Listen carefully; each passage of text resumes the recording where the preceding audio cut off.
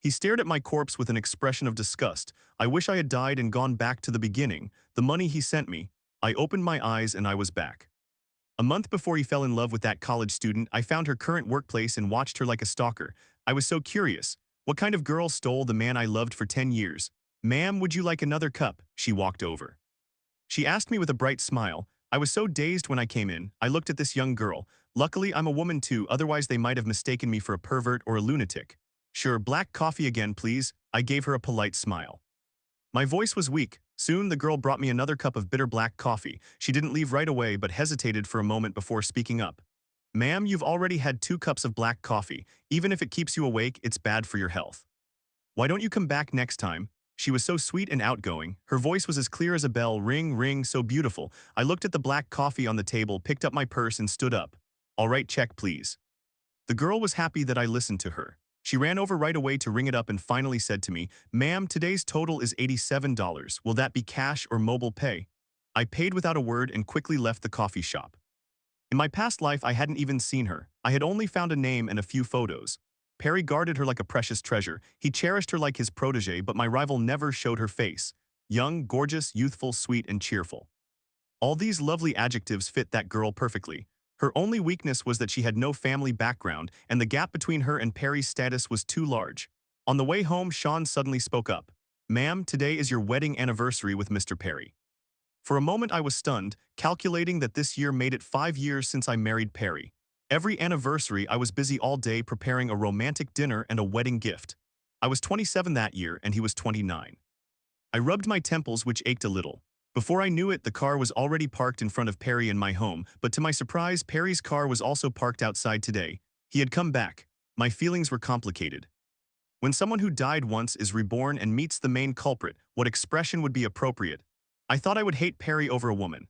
He pushed the wife he shared a bed with for 5 years to the edge, along with her parents, whom he once loved deeply. He also took their lives. My whole maternal family was wiped out because of him. But seeing him again, I discovered that I didn't actually feel that much hatred. It was more like a kind of disillusionment. In my past life, Perry gave me a chance, asking for an amicable divorce, promising to give me a share of stock, enough for me to live comfortably, but I refused. It took me 10 years and I didn't get a single drop of his love. Yet another woman, in just 1 year, completely captivated him, defying everyone for her, so I used all kinds of tricks to win him back step by step, until it turned into a deadly showdown. Now, these things haven't happened yet. Instead of hating, I want to change that tragic ending. What are you doing standing there? Perry was sitting in the living room lazily flicking ash into an ashtray. On our wedding day, he told me straight out that our relationship was just a partnership, a long-term business deal. He had no feelings for me, nothing special. He just didn't expect me to be home. I bent down to change my shoes into a pair of Hermes leather slippers, minimalist design, sober color, and comfortable, but that was about it. They didn't seem to have anything else going for them. I remembered the girl at the cafe in her blue apron, with a little smiling red flower pinned to it. The other girls didn't have one, only her. In comparison, all my clothes were expensive and dull. Unchanging minimalism, unchanging boredom. I suddenly grew to despise these slippers, kicked them aside, and walked into the living room barefoot. Perry saw me come in barefoot and frowned slightly. You're not wearing shoes. If I don't want to wear them, I won't. I sat down across from him and replied calmly. Did something weird happen to you? Did something trigger you? Perry chuckled. He rarely used such a playful tone. Did your future fiancé trigger you? I thought. My 5-year lonely marriage had caused me so many health issues. I had lost all appetite, so I kept getting thinner and thinner, looking like a skeleton. Perry was looking at his phone. Perry, let's get a divorce. As soon as I said it, I heard Perry's quiet chuckle. He tossed the phone onto the sofa and looked at me with that familiar, cold stare. What tricks are you pulling now, Sue? I'm telling you the truth, I'm being serious. I held his gaze, feeling the overwhelming pressure. It's been 5 years. You'll never fall in love with me anyway. Let's give us both a break. In a month, Perry will host a massive business conference. Perry will meet a future he's fighting so hard to hold onto right there. They'll fall in love at first sight, and he'll want her no matter the cost, consumed by a desperate need to possess her. I won't stand in the middle of such a passionate romance. I won't be a pawn in their legendary love story. That's what I want to do, what I can do, and what I must do.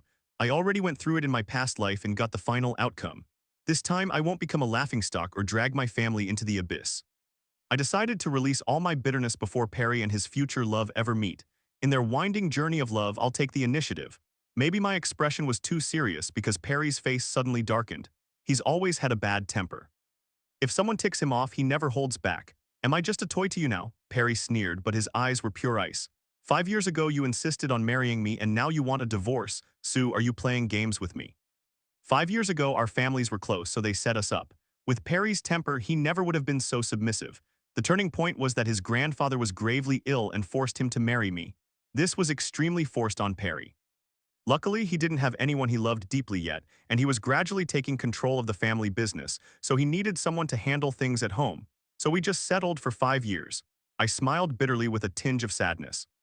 Do you really want to keep going in this nameless marriage with me? Nameless, Perry seemed to chew on those words. Then out of nowhere, he asked sarcastically, or are you just feeling lonely and empty? No, I'm just choosing my words carefully. Perry was already stood up, walked over to me, and wrapped his arms tightly around me. Feeling lonely? Why didn't you call me? And you still want a divorce, you're so eager. That wasn't why, I tried to explain. After so many days and nights, I was already used to the solitude. Honestly. Perry straightened up. He was never actually interested in me. His teasing, playful prompts earlier were just to make a fool out of me so I wouldn't lose my head. I was a 27-year-old married woman, radiating bitterness instead of any captivating charm. Susan, I know today is our 5th wedding anniversary, but I'm not interested in celebrating these things. He stood in front of me, looking down at me with a voice that had turned cold again. This year hasn't been going well, so I don't need to start making things complicated now. I stood up too. I raised my head to look at Perry. Think about it carefully. My usefulness to you should be almost completely exhausted by now. Compared to me, don't you need your freedom more? Saying that, I went up to the second-floor bedroom without looking back. I didn't want to say anything more. A harsh door slam echoed from downstairs. Shortly after, the sound of a car engine revved outside the window. I knew Perry had left, but this time I felt completely calm. My phone rang. It was my friend Jane. I told her about my melancholy. Ever since I got married, out of every 10 times Jane invited me out, I'd reject her 9 times, but she was still so persistent. Naturally, I accepted right away, so quickly that there was a long silence on the other end of the line. What? Jane's voice was filled with doubt and shock. Even for the past 4 years, I had used him as an excuse to reject her on our wedding anniversary. Yeah, it's an anniversary, not a Memorial Day. I'll be right over, I answered Jane with certainty and hung up the phone. I opened my closet. I saw a sea of black, white, and gray. After 10 minutes of picking, I chose a black dress that was a little less somber. I remembered that this dress was bought specifically for Perry. As a result, he didn't even come home that whole month. After changing and putting on makeup, I went to the garage, grabbed a red sports car, and drove straight to the Courtyard Club. After a few drinks, my courage expanded rapidly. Jane patted my shoulder and said, "Look, see if there are any handsome guys you like here. Don't be afraid. If you like someone, go for him. Perry is making a scene all day long. We can't lose out." Yeah, makes sense. I scanned my surroundings, looking for someone who caught my eye, and finally my gaze landed on a college student. I grabbed my wine glass and staggered over. I reached out and tapped the young man on the shoulder. "Wanna have a drink, handsome?" My treat, the young man looked at me in surprise, then shook his head apologetically. "Sorry, ma'am, I have a girlfriend." "Ah, I see, my bad." I bowed deeply to the young man, turned around, and kept searching for someone else. But before I could take 2 steps, I tripped over my own messy footsteps and my wine glass shattered into pieces. "Let me help you up, ma'am." The college student offered me a hand. I sat on the floor. I raised my head and looked at him with a flushed face. Why are my eyes playing tricks on me? The college student's face turned into Perry's, staring down at me coldly. I tried hard to push myself up, but my hand fell onto the glass shards. Broken. Scarlet blood gushed out. I froze for 2 seconds, and then my vision went dark and I passed out. In the middle of suffocating pain, I woke up with a jerk. I realized I was in my own bedroom. That college student had brought me home. I looked at my bandaged hand. I wanted to look for the college student, but I heard Perry's voice from outside the door. "You guys play today? I'm not in the mood." He was on the second-floor balcony with a cigarette between his fingers, his voice lazy. Leaning on the doorframe, he saw me come over and asked me, "Where did you hide him?" "Who?" Perry frowned. "That college student. I'm telling you the truth. It's rare for me to find someone I actually like besides Perry. It'd be a shame to let him go. Besides, in a month Perry will go crazy over another woman. I might as well find a comforting angel soon to distract me from my pain." Upon hearing my answer, Perry's handsome face flared with anger. He glanced at my outfit, then grabbed my wrist and dragged me into the bedroom walk-in closet. "Change it. Who gave you permission to dress like this?" I looked down and saw my chest rising and falling weakly. It was all thanks to the fabric, which pushed everything up.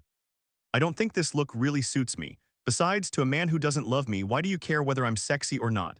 "Perry, 2 days ago you went to a hotel room with that side chick," I asked calmly without moving. "None of your business." His response was the same as always. Then in the future, it won't be your business either. If we don't get a divorce, then we'll both just play around, I said nonchalantly. It's been so many years I haven't had any emotional nourishment. I have to find some hormonal nourishment. So this is what giving up feels like, and it feels great. I no longer have to be happy or sad because of Perry. My soul is starting to return to my body. Men are born hypocrites with double standards. They can go out and party, but their wives have to stay home and be obedient. Perry is no exception. He doesn't love me, but on paper I'm still his wife. Are you trying to cheat on me? Perry sneered, then looked at me with a vicious glare. Looking at my figure, he thought no man would ever like a body like this. When I looked down, my chest was completely covered, showing nothing, and this was the smallest size. I straightened my clothes calmly. From now on, I'll eat more and drink more papaya milk. I'll try to build up enough assets to make your green hat fit a whole lot bigger. Susan, have you gone insane? Perry finally couldn't take it anymore. He glared at me. Have you been taking the wrong pills lately? The old Susan, the quiet, sensible, understanding, and devoted one. How could I talk such nonsense? If my dad heard what I said earlier, he'd probably be furious, but only by acting crazy first can I escape Perry's grip, since he's about to go crazy himself.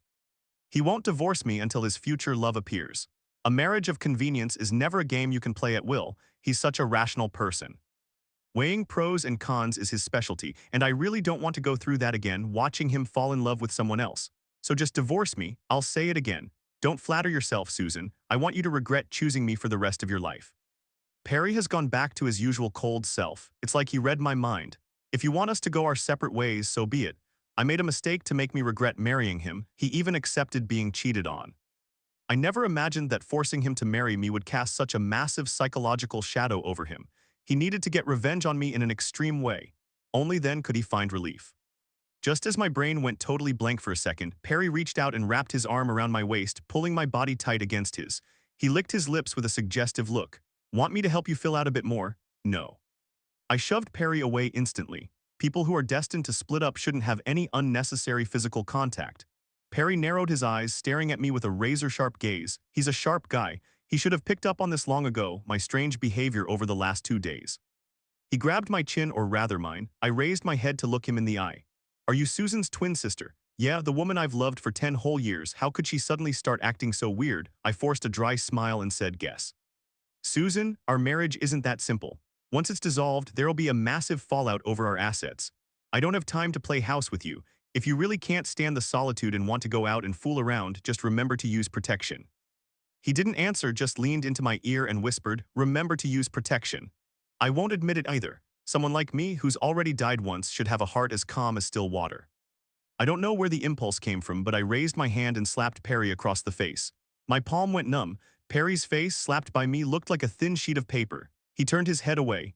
His sharp, clean jawline traced a perfect contour. Even getting hit, he looks ridiculously good. He slowly turned his head back. His eyes were dark and terrifying. It felt like he might choke me to death the very next second. My hands were trembling, not from fear, but because that slap reopened my wound.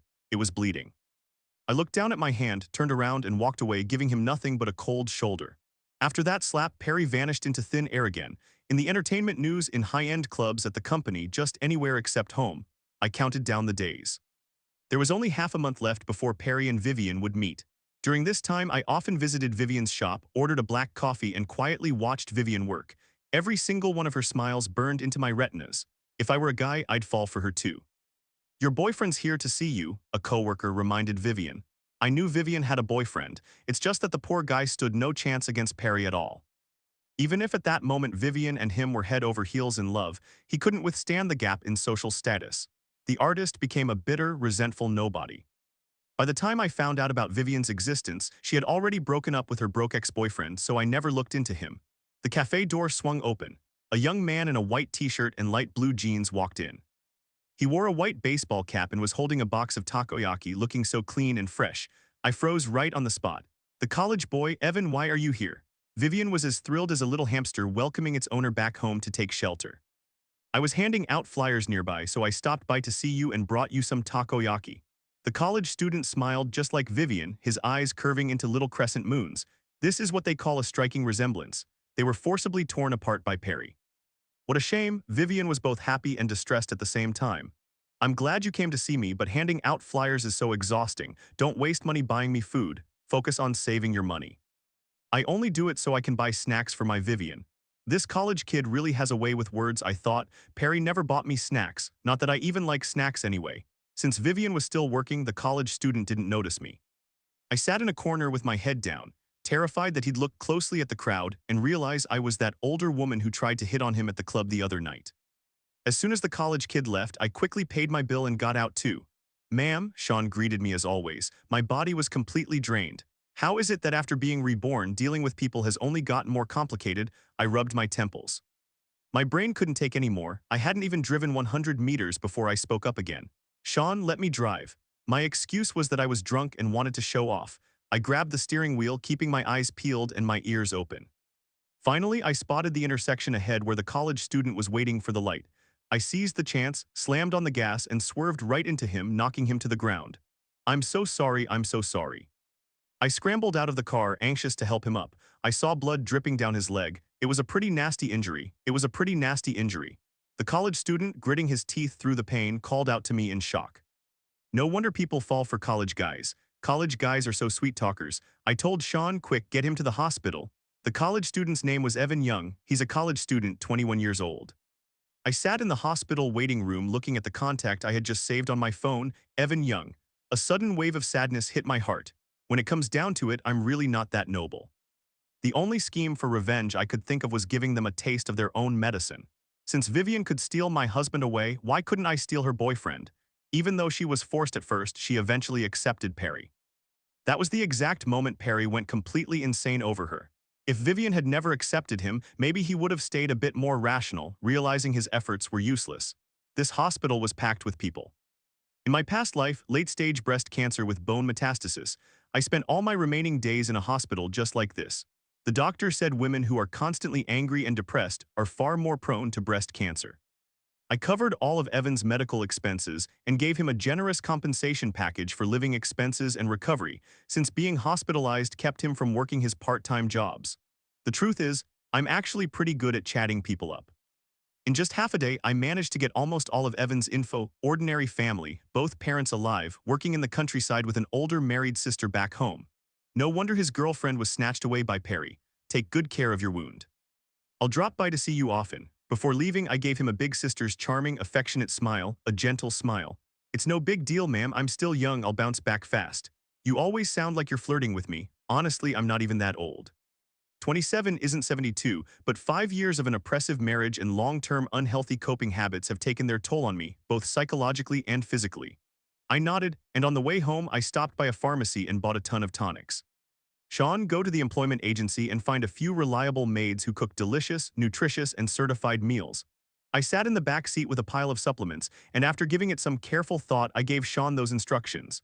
"Yes, ma'am," Sean replied. After I married Perry, my parents always brought it up, hiring a few servants to clean, maintain the garden, and cook. But I turned it down back then because of my naive, foolish devotion. I thought Perry and I only needed each other, that extra people would make me uncomfortable, like ruining our intimacy whenever we moved from the living room to the kitchen. The outcome was all too predictable. I ended up living like a widow. Since I've been reborn, I won't cling to those delusionary dreams anymore. Arriving back home, I walked ahead carrying my Prada bag. Sean followed behind with an armful of tonics. The moment I unlocked the front door, Perry was coming down the stairs. He was adjusting his cuffs as he walked down, a casual gesture that looked effortless. "Sean, you can head out," I instructed Sean after setting my bag down. Sean set the tonics on the table, bowed respectfully to Perry, and left in a hurry. "There's a reception in an hour. Your parents will be attending too. Get ready and come with me."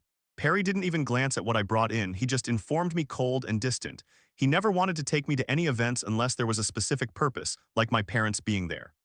Since being reborn, I still haven't gone back to see my parents. It's not a lack of filial piety, but because of what happened in my past life. I still feel so ashamed around them that I don't dare face them. Oh well. I stood up and headed to the second floor. I haven't been slacking off these past 2 weeks. I bought a whole new wardrobe. The style and cut are completely different from my previous dull, monotonous clothes. I picked out a short red one-shoulder dress. The neckline featured a plunging halter design, sheerly veiled with a layer of stitched chiffon, alluring yet subtle. The skirt flared into a slight fishtail, showing off a pair of slender, straight legs. Even though I haven't put on much weight yet, I don't care. My skin is fair enough, and I'm 56. Aside from being flat-chested, everything else fits me quite well. As for trying to look like a young girl, it just doesn't suit me anymore. I'm not 20 years old anymore. After finishing my makeup, I put on crystal earrings and a matching necklace. Under the spotlights, I'm bound to turn heads. If I used to be demure, now I'm downright flashy. Perry was waiting for me downstairs, chatting on the phone. Hearing me come down, he didn't react at all, didn't even spare me a glance. I didn't care either. I stepped into the car to wait for him. A few minutes later, Perry came out. From the moment he got in the car until we left, not a single second of his attention was on me. Perry and I didn't say a word. He drove his car. I looked at my phone. I added Evan on WeChat and asked him how he was doing. Evan, if the hospital food doesn't agree with you, your big sis will send you some meals. Evan, no sis, I'm good. I forgot to buy you some extra nutrition today. I'll do it tomorrow. I'll drop by to see you tomorrow and bring you something. Evan, really, there's no need to be so polite. It's not about being polite. I really was the one who hit you and got you hospitalized. Don't be shy. Let me know if you need anything. Evan comes from a family background similar to Vivian's. Next to Vivian, Perry is a rich, handsome, and attractive guy, so I can also play the rich, gorgeous older woman in front of Evan. Thinking about it gave me a subtle sense of balance. The light turned red and the car stopped. Perry finally turned his neck. He glanced sideways at me and noticed my change today, but he still couldn't say a single nice word. This dress is such a waste on you. Turns out those scenes in dramas where female lids change up their style and stun the male lid are totally fake. I put my phone down and placed my hand over my chest, asking, is it really that small? I even put on a push-up bra especially for today. My overly bold gesture made Perry snap again. He said coldly, Susan, can't you watch your behavior? Why should I? I've been watching my behavior for so many years, and where did that get me? People who have died once are always more detached. Instead of constraining myself, it's better to set my spirit free. Don't forget your place, Perry said in a terrible tone. He didn't treat me like his wife, yet he demanded that I stay self-disciplined in that role. I turned away and looked out at the scenery outside the window. I didn't feel like talking anymore. Before, if Perry had initiated a conversation with me, I would have been thrilled and scrambled to find topics just to keep the chat going. When we arrived at the party, Perry and I put on a show of being a couple for a bit. After briefly mingling with a few familiar business partners, I sat down alone to rest. Unfortunately for me, a young woman sat right next to me. I knew that face all too well. Wasn't she that innocent little starlet who was all over the news recently for going to a hotel with Perry? Penny, why are you sitting here alone? Another woman walked up to Penny, the innocent little starlet. Are you listening? I'm resting here. Cindy, come over and sit with me for a bit. Penny's voice was exceptionally sweet. I noticed that Perry seems to really like women with sweet voices. Vivian is like that, and so are all the women he's had flings with in the past. The two of them started chatting right beside me, completely ignoring my presence. Cindy kept teasing Penny, where's your Mr. Perry? Aren't you going over to say hi? Stop talking nonsense. What do you mean my Mr. Perry? He has a wife, Penny said playfully, feigning disapproval. I haven't seen his wife in ages. They're just married on paper, right? Everyone knows you're the one who's been closest to him lately. I heard he even bought you a house. Cindy was practically green with envy. Yeah, he's very generous with me. Penny bragged with every single word. I don't even know why he's so good to me. I'm so lucky to have met him. Perry is generous with everyone except me, his wife on paper. Every woman who had a thing with him praised him after they broke up. Such is the charm of money. My parents walked over when they saw me sitting here alone and asked, Susan, where's Perry? Why isn't he with you? Hearing Perry's name, Penny and Cindy immediately turned around to look at me. The expressions on both of their faces must have been priceless. I stood up, took my mother's arm, and said coquettishly, what's the point of hanging around him? He's just doing business with a bunch of people. It's way more fun for me to talk to you guys. My mother looked at me in surprise. I hadn't acted like a spoiled child with her in years. You two, mother and daughter, go chat. I'll go talk with the old man and the others. My father, a straightforward man, didn't notice my change at all and walked away laughing heartily. He went to find his old friends, and Penny finally recognized me. Her face turned red and pale. Her eyes also held intense hostility, but she didn't dare actively provoke me. I pulled my mother down to sit with me and started complaining. Honestly, I didn't even want to come today. I only came because Perry dragged me along. It's so boring. How is it boring, sweetheart? This is important business, so boring. My mother took my hand, and though she scolded me, her tone was full of doting affection. I caught a glimpse of Penny out of the corner of my eye and continued chatting nonchalantly. It really is just boring. By the way, I asked Sean to go to the domestic services agency to get me a few housekeepers. I suddenly want to gain weight. Perry says I'm way too skinny. I need to eat more and sleep more. Penny bit her juicy lip, holding herself back with all her might. You should have hired them long ago. You live in such a big house. How could you manage it by yourself? My mother strongly agreed with my decision. I just didn't want to lose my one-on-one time with him. Having had my fill, I said something ambiguous. Anyway, Penny is just a passerby in Perry's life, insignificant, not an important character like his future love. I didn't need to waste time comforting her. Penny stood up abruptly and hurried away, with Cindy following close behind, probably feeling embarrassed. When the reception ended, I didn't want to go back with Perry. I wanted to go to my parents' place and spend a few days with them. Then I'm heading out. Perry never cares where I am, as long as I don't embarrass him. My father was still chatting away lively with his friends and didn't even care that the reception had ended. My mother gave me the car keys and asked me to wait for her in the parking lot first. Go try to find a way to stop his chatting, my father teased. Holding the car keys, I went to the underground parking lot. After finding my father's car, right as I was about to get in, I saw Perry squabbling with Penny. Penny grabbed the hem of Perry's jacket, looking deeply aggrieved. Do you treat me like this too? Don't you have a shred of sincerity? I don't think so. Believe whatever you want, don't bother me in the future. Perry yanked his hand away from Penny. That's just how he is. When he grows tired of you, he turns around and acts like he doesn't know you. It was just a condo, yet it made Penny start delusionally thinking she was his true love. Perry caught sight of me from the corner of his eye, looking impatient and disgusted. Suddenly his glare landed on me, as if I were the woman harassing him. I immediately got into the car and locked the doors. If I didn't still have to wait for my parents, I definitely would have taken off immediately and disappeared. Seeing me pull back defensively, Perry, God knows what gotten into him, walked straight toward my dad's car. He knocked on the window. I could read his lips saying, "Get out." I frowned and shook my head, lipping back, "I'm not coming out." Right then my phone rang. It was Perry. "Susan, get out. I don't want to get caught up in your business with her."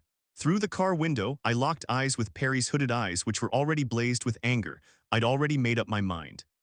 If I couldn't get a divorce before he met Vivian, then I'd just hold out a little longer until he brought up the divorce himself, and then I'd accept right away. That way, I could still get a cut of Perry's company shares. I wouldn't lose out.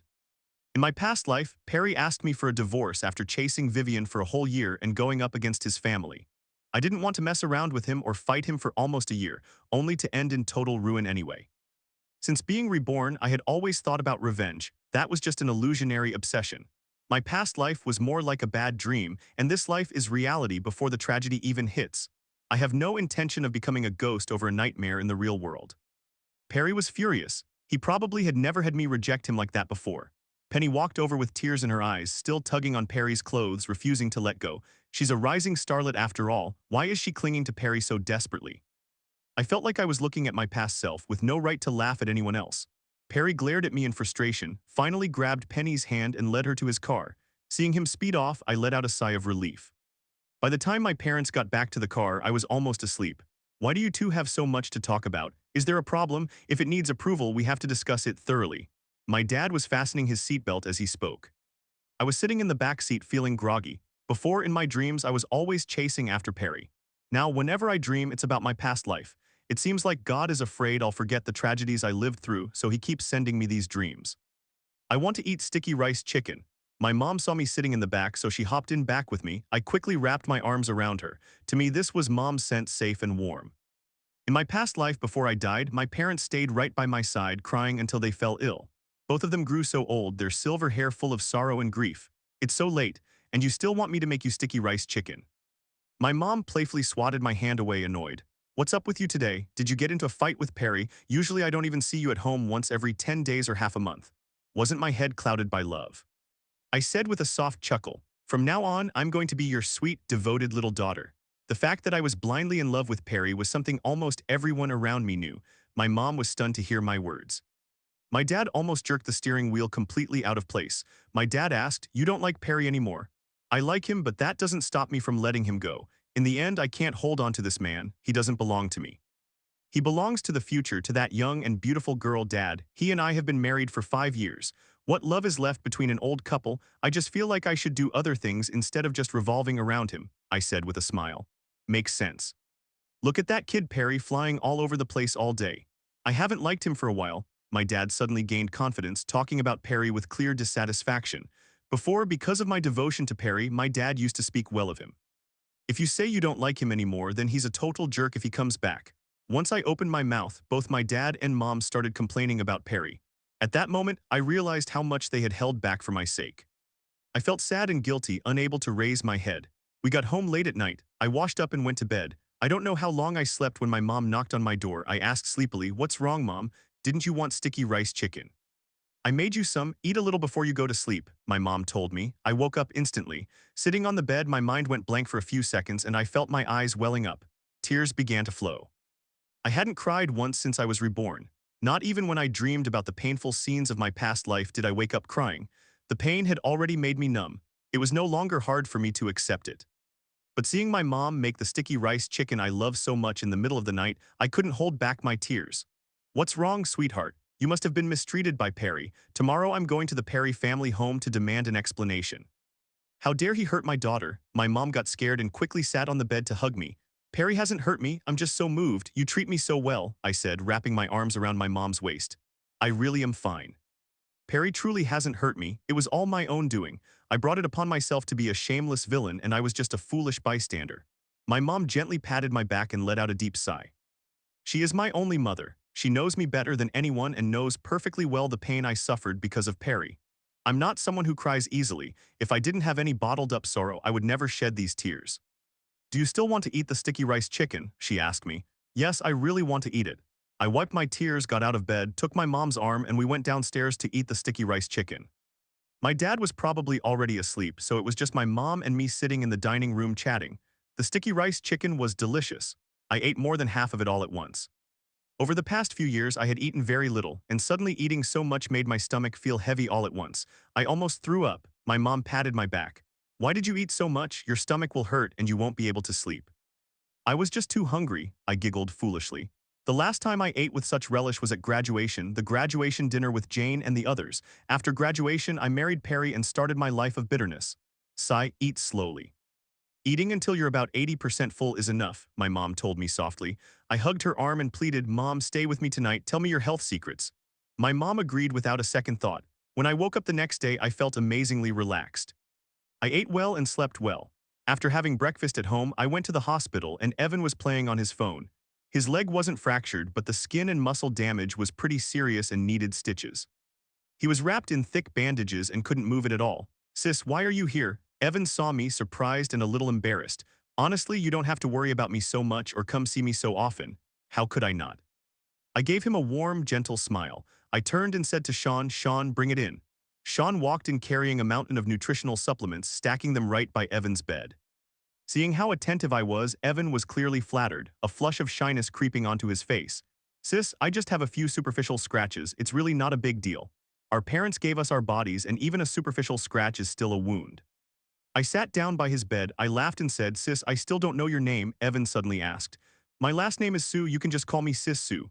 Sure, I replied calmly as if I didn't feel embarrassed by the title at all. In reality, I'm 6 years older than Evan. Evan nodded. Got it. Evan is currently a junior majoring in civil engineering. He's on summer break and is a good kid who works part-time jobs to support himself. He opened up about his future and his sweet, lovely girlfriend. His dream was to land a stable job after graduation and marry the girl he loved. I let out a light chuckle that sounded a bit rude. Then, hurriedly catching himself, Evan asked me with some hesitation, Sis, why are you laughing? I gently rubbed the tip of my nose as soothing as a spring breeze. Just looking at you reminded me of my own college days, a time full of beautiful dreams. Which college did you graduate from, Sis Sue? Evan asked curiously. I looked at him intently. You could say Perry and I were upperclassmen to Vivian and Evan. Upperclassmen? Evan gasped in surprise. Sis Sue, we went to the same university. I'm your upperclasswoman. I feigned delight. Yeah, what a coincidence. It was University A, one of the top 3 universities in the country. Anyone who gets in here has a sharp mind, to say the least. After graduating, they have a bright future ahead. Even if they don't get super rich, they can easily live a comfortable life. If he hadn't met Perry in the future, Evan's dream would have come true 8 or 9 times out of 10. So Evan and I chatted about college. He was quite a talker and I held my own just fine.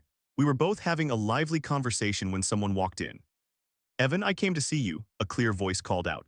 Hearing that, Perry's exclusive ringtone echoed in my ears all over again. The exact same voice, the exact same tone. I turned around and saw Vivian dressed in a snow-white dress, her long black hair flowing loose.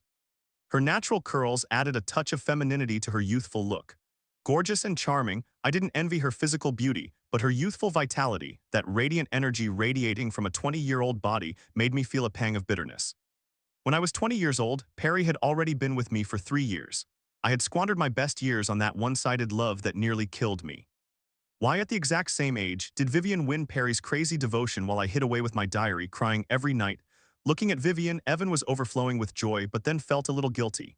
Gosh, if I had known that you'd come. I wouldn't have told you so you wouldn't worry. Carrying the fruit she bought, Vivian walked over as gracefully as a swan. How could you get so badly hurt and not tell me? I stood up. I took the only chair in the room and gave it to Vivian. I felt completely at peace because next I'd have to yield everything else to Perry too. What's a simple chair after all? Ma'am, is that you? Vivian suddenly recognized me. She looked at me in surprise. How are you here, ma'am? Because I ran over your sweet little boyfriend. I let out an awkward chuckle. My bad. My driver accidentally had a minor fender bender with Evan. I just came by today to see how he was doing. Vivian looked at me, then at Evan. She didn't blame me at all, nor did she blame Evan. Instead, she just laughed. What a coincidence, Evan. This lady has been coming to our shop for coffee pretty often. She's a really sweet person. She must have hit you by complete accident. Her understanding nature rendered me speechless. For anyone else, it might have been an accident, but I was different. In that moment, I had actually timed it out just to fake it. I know. Sisu definitely didn't do it on purpose. She even compensated me. I actually feel embarrassed about it. Some of the things I did really ought to make me feel ashamed. No, that's not right. Paying compensation is enough. I'll pull out my phone right now. Sisu, could you give me a QR code so I can pay you back? I'll return the money. It was that exact attitude, treating money like dirt, that drawn Perry in. The girl didn't have a single trace of resentment in her, and her eyes were pure and clear. I give up every single time she manages to make my expensive dresses look utterly pointlessly fancy. There's nothing to give back. It's fine. This is what you deserve. You two talk. I have things to do, so I'll be taking off. After saying that, I turned around and left. A carefree young couple. Their time to adore and love each other was running out. It would only last another half a month. Half a month later, Perry will make his grand entrance. Vivian is his prey, and Evan won't stand a chance anymore. How happy they were chatting, laughing, and fooling around. Thinking about it, Perry really. After leaving the hospital, I instructed Sean to head back to the villa where Perry and I lived. I had left the Chinese herbal medicine I had bought right there. I wanted to grab it and go back to my mom's place. With my mom's killer cooking skills, I was bound to get my energy back. The bag of Chinese herbs was still in the living room, completely untouched. Perry had come home last night. I didn't know how his talk with Penny turned out. Why didn't you get out of the car yesterday? Just as I was picking up the bag of herbs to leave, Perry's figure appeared on the stairs. He looked down at me from above, his eyes full of reproach. Why was he at home again? Normally, he only shows up once every 3 months. Perry was wearing an all-black lounge set, simple to the extreme, but with that face and build, he was undeniably attractive. I've never meddled with your past girlfriends. I don't want to break that routine. Those were all coincidences, the boss and Penny. Perry looked at me expressionlessly. Turns out he knew everything about what I had done, but he had never stopped me. Because those women were just casual distractions, just for fun. But with someone like Vivian, even if I just wanted to see her and talk to her, Perry would fly into a rage like a lion. I wish they had torn to pieces. I don't deny it. You gave each of them a lot of money and resources. That also counts as our marital assets. It's only normal for me to take a little back in my own way. Then about Penny last night, why didn't you claim that in person? I gave her a house. Half of it is yours. Perry walked down and stood right in front of me at over 6 feet tall. His aura was extremely overpowering. Perry was jealous. I frowned. Why was he still talking nonsense to me now? In a year at most, he would ask me for a divorce and offer me a fortune I wouldn't even know if I should take. Why would I care about a simple house? I'm over it. She isn't the first, nor will she be the last. I can't deal with all of them. I tossed out these few words in a hurry and left. If I had known, I would have asked Sean to come in and grab the medicine package. Only when I walked out of the house did I feel Perry's icy glare disappear. I threw the medicine package onto the back seat and ordered Sean to drive off. I went back to the Sue family home and handed the medicine package to the maid. My mom was cooking. Cooking is one of her hobbies. My dad's car was also back. As soon as he walked in and saw me home, he handed me his phone with his eyes wide open. What is all this? I looked and saw the popular starlet Penny going in and out of hotels with Perry, the president of the company. Then she denied the relationship, claiming if there was any relationship between them, it wasn't romantic, but just a friendship. I handed the phone back to my dad. Dad, it's all fake. You know Perry is a businessman. It's inevitable that he plays a few roles. Are you still sticking up for him? My dad was furious. I'm not sticking up for Perry. I was afraid my dad would get angry and fall sick. The losses would outweigh the gains. Tell you what, go give him a lesson. Now I'll roll up my sleeves and help you beat him up. I'll trash him until he can't get up. My dad, who had a dark face, cracked a bright smile upon hearing me say that. He knew I was just talking nonsense. Dark humor. I linked my arm with my old man's and comforted him. Dear Dad, don't be angry. Think about how much he has boosted the economy for you so your mood will brighten up, don't you think? You're right. Recently, Perry also donated new plastic running tracks to several schools. It can also be considered giving back to society to improve his reputation. My dad suddenly remembered Perry's good deeds. Of course. My dad and I chatted, and while we talked, my mom set the food on the table. She invited us to eat. They were all my favorite dishes. Sure enough, only mom is the best in the world. We had a very heartwarming lunch, but my dad had to go back to work. So in the afternoon, it was just my mom and me. My mom invited a few friends over to play mahjong, four women sitting at a table chatting and playing. As for me, I was lying on the sofa and opened the news about Perry and Penny. Penny clarified that she and Perry were just friends. Since Perry was planning to invest in a play and she was going to be the lead, they met frequently, mostly to discuss the production of the play. Looks like Perry spent some money again. He really is very generous in this regard. This was the simplest and most effective way. Without realizing it, I fell asleep on the sofa until the phone from Jane rang. I woke up with a start. Looking at the time, I didn't even have to think about it. She was definitely inviting me back out to hit the bars tonight. "Susan, get over here and drink, there are hot guys." Jane squealed excitedly from the other end of the line.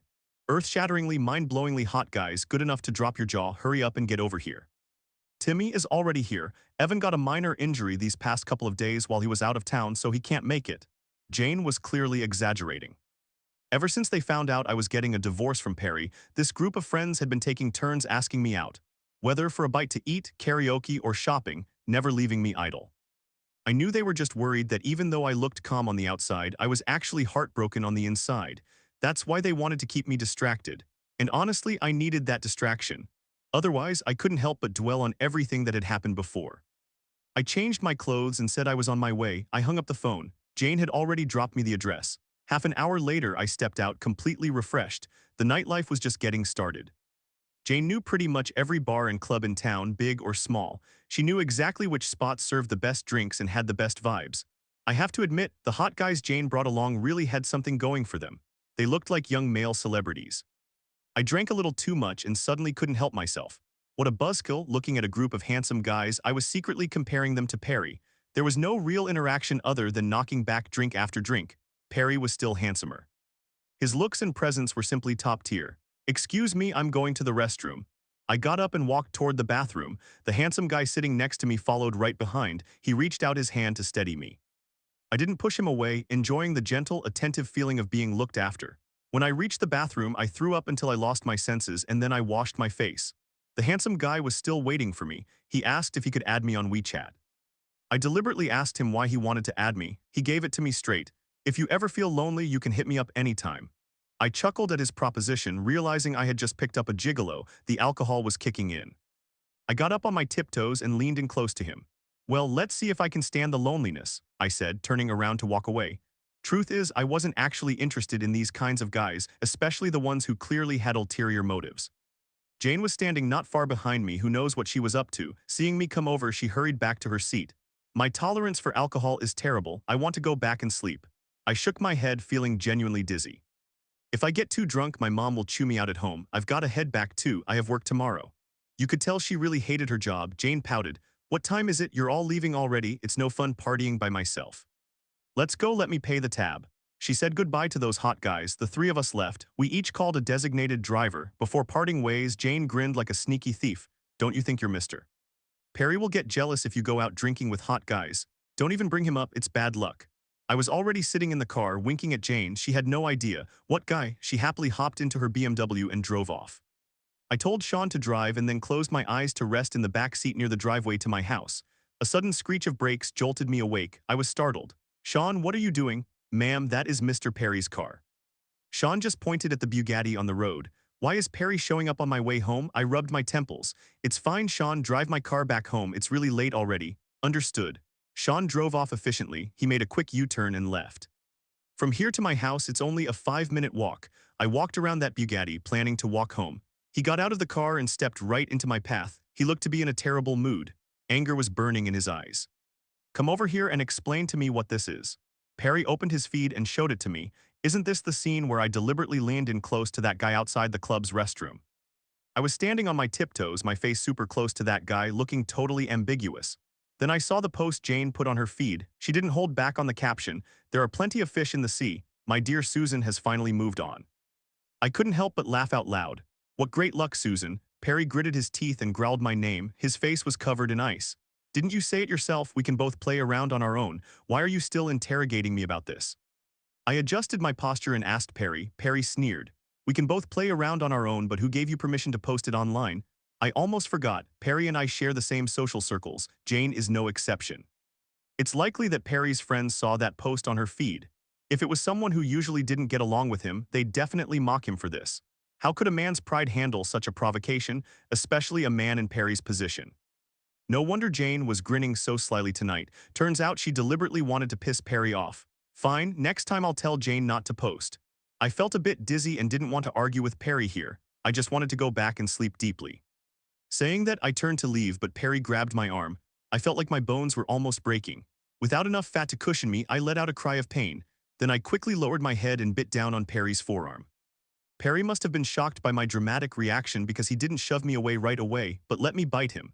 The muscle on his arm was firm and nice to bite down on. Are you crazy? Perry finally shoved me away, grabbed the back of my neck and lifted me up like a dog. On his forearm was a very clear bite mark. You could count every single tooth I had. I stared at Perry with dark eyes. The bitterness that had nowhere to vent was starting to bubble up. I had loved him for so long, but I had never left any mark of mine on him, while in the future she would leave countless hickeys on his neck. In my past life, I had seen it several times. Back then, they had probably already consummated their love and were in full-blown romance. Leaving a bite mark felt like making up for my regrets. Perry, you have no right to question me. The women you've flirted with over the years would take more than 10 fingers to count, so I won't care about my reputation. No one will laugh at me behind my back. I wiped the corner of my mouth. There was still a faint taste of blood. Perry must have bled from my bite. Perry replied coldly, isn't that what you asked for? Someone forced you to agree to marry me because of your grandfather. Of course not.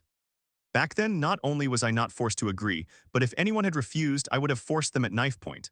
I hoped affection would grow over time, believing Perry would one day be touched and fall in love with me. Yeah, it was my fault, but people always change. I'm over it now. I don't want to be tied down by my one-sided desires anymore. Can't I? I asked him too. No, Perry's answer was as cold as ever. You chose the wrong path. You should pay the price for it. Perry, do you think you'll soon ask me for a divorce and wish I'd disappear from your life forever? I asked out of nowhere. 1 year, it's not too long nor is it too short, it's perfect for a bet. Perry looked at me darkly. Susan, what kind of dream are you living in? His desire for revenge is really strong. God, it's a huge loss for a tiny bit of gain. Pursuing it will cost you. I let out a sigh. You don't believe me. Just wait and see. In the future, you'll definitely let me go. I drank a bit too much today. I have to go home and sleep. Go on, go sleep at the Fenzu estate. Perry grabbed me like an eagle catching a chick and threw me right into his car. This means I can no longer go to my parents' house. I protested loudly.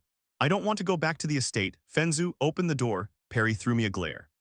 He ignored my protests. The car sped away from my house and headed toward the estate. Fenzu. I looked at him impatiently. Take me back, I forgot something. What thing? He asked indifferently. The package of Chinese herbs. I'm completely speechless. Is it really this hard to get a cup of herbal soup? Do you have a terminal illness? He's so terrible at making conversation. No wonder so many people hope he goes bankrupt, especially those he has stepped on one by one. Sun King. Not really, she's just a bit thin. I want to strengthen her stomach. Like a beauty swaying in the wind, Perry seemed to remember something. I couldn't help but nudge my elbow, the delayed effect of the alcohol. My head felt like it was crawling with silkworms. I thought Perry would let me sleep in the car all night. To my surprise, when I woke up the next day, I was in my own bed again. This is the second time he carried me back to my room to sleep. This trend is getting a bit ridiculous. My head hurt so bad, I got up and took a shower. After changing my clothes, I felt a little better, but I got hungry again. I thought Perry wasn't home, so I didn't even put on a bra. I threw on light, breathable pajamas and went downstairs, getting ready to whip up something to eat. Halfway down, I saw 2 or 3 people sitting on the sofa. They stared straight at me as they looked up. Perry was among them. He had a few cards in his hand. Seeing me dressed like this, his face turned darker than the bottom of a pot. This isn't a gift. Lucas smacked the other guy's head. I also hurried back up the stairs to change my clothes, wondering to myself why Perry had done this 100 times. Has he eaten something bad or gotten possessed by a ghost? Why was he showing up at home so often out of nowhere? Once I finished changing and came back downstairs, the 3 of them weren't playing cards anymore, just chatting. Perry had a few close friends that he got along with. I recognized them, but I wasn't particularly close with them. One was Lucas, another was Ethan, and the other was Frank. All of them were young masters from prominent families with huge reputations. Among them, Ethan was a bit different. He didn't stay in his family's business. Instead, he chose to be independent. All of them knew that Perry didn't love me. In their hearts, they never considered me Perry's wife in my past life. They even helped Perry chase his future love, except for Ethan. The three of them stared at me as I walked down. Then they watched me head into the kitchen and none of them said a word. Ignoring all of them, I made myself a bowl of egg noodles. "Let's go," Perry stood up and said to the other two. Lucas and Frank nodded and followed Perry out. Soon, the sound of a car engine faded away outside. I slurped my noodles, totally indifferent to their departure. After breakfast, I put on light makeup and headed to the hospital. Today, my main goal was to get a general checkup and also drop in on Evan.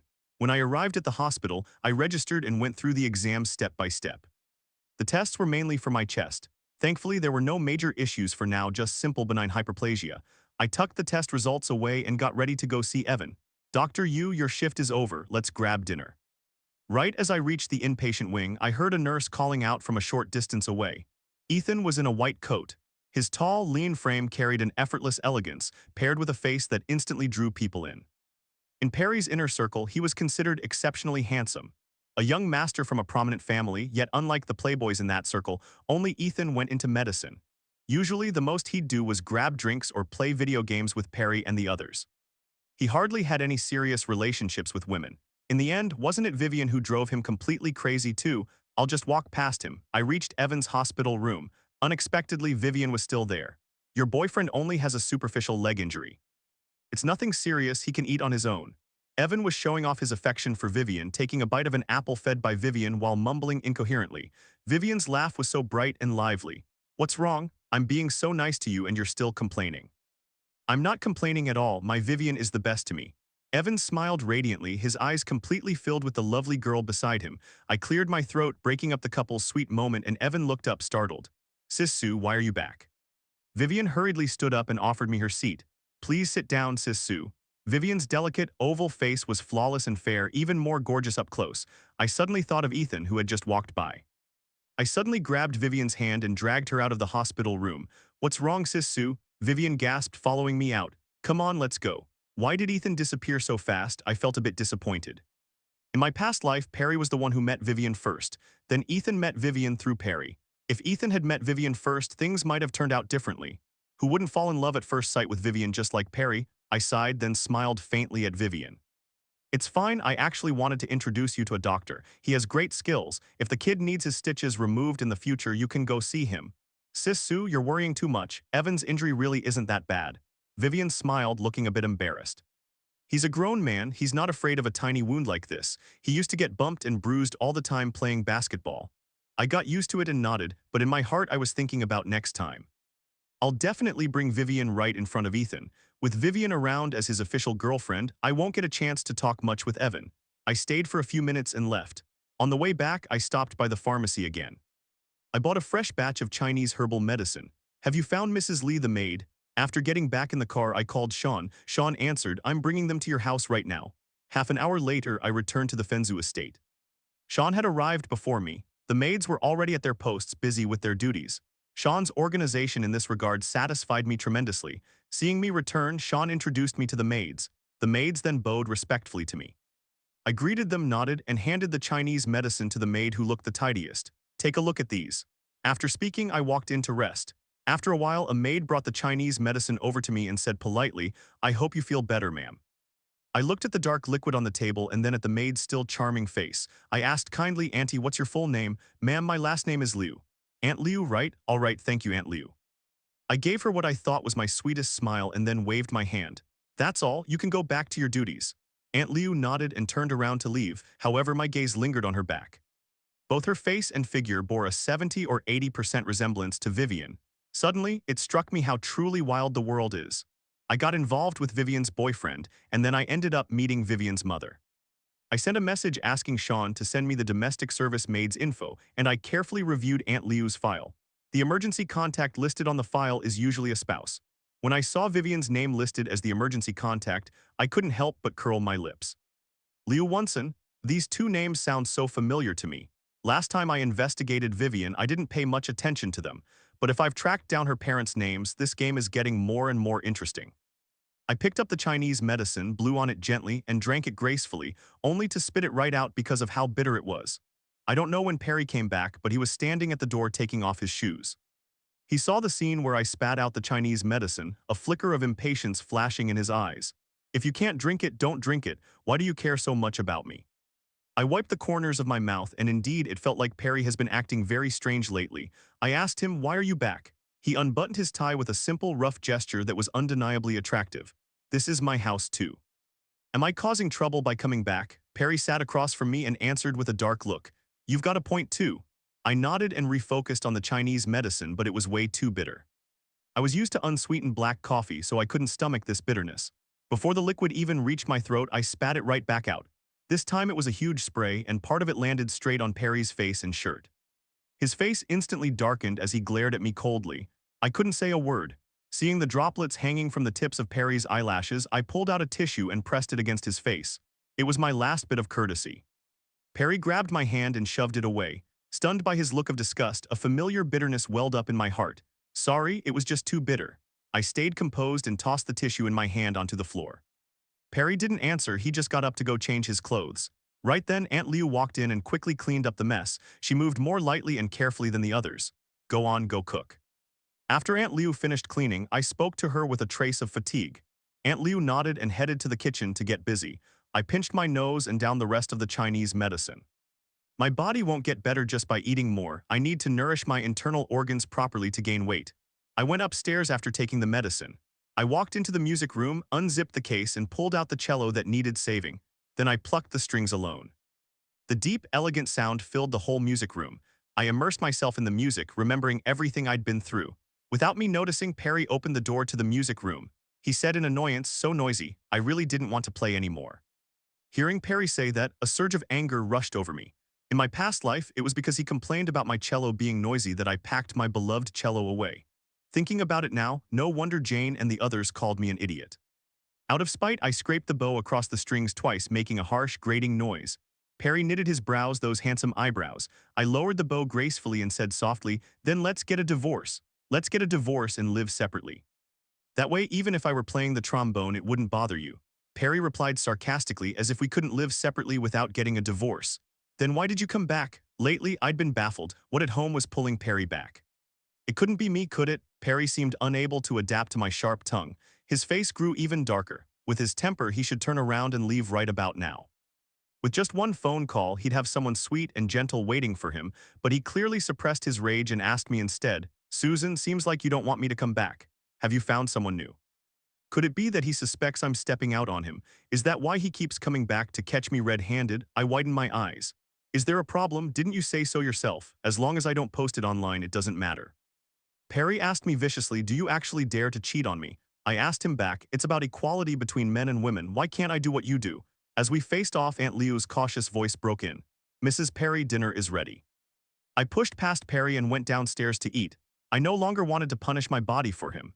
Aunt Liu's cooking was amazing, 3 dishes and a soup, complete with great color, aroma, and taste.